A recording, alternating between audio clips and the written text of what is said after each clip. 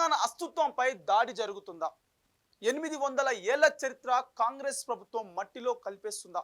ఇక వరంగల్ జిల్లా ఖానాపూర్ మండలంలో కాకతీయ నాటి అపురూప కట్టడం, ఒక పురాతన శివాలయం నేలమట్టం కావడం ఇప్పుడు రాష్ట్ర వ్యాప్తంగా ప్రకంపనలు సృష్టిస్తుంది.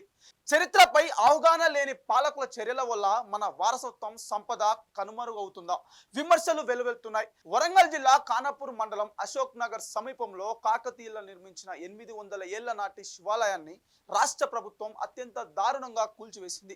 తెలంగాణ చరిత్ర సంస్కృతిపై కనీస అవగాహన లేని వ్యక్తులు పాలన కొనసాగుతుంది ఈ ఘటన నిదర్శనం. ఇప్పటికే మూసి పరివాహక ప్రాంతాల్లో వేల ఇళ్లను నేలమట్టం చేసి లక్షలాది చెట్లను నరికివేసిన రేవంత్ రెడ్డి ప్రభుత్వం ఇప్పుడు దైవ చింతనం లేకుండా చారిత్రక కట్టడాలను కూడా వదలడం లేదు.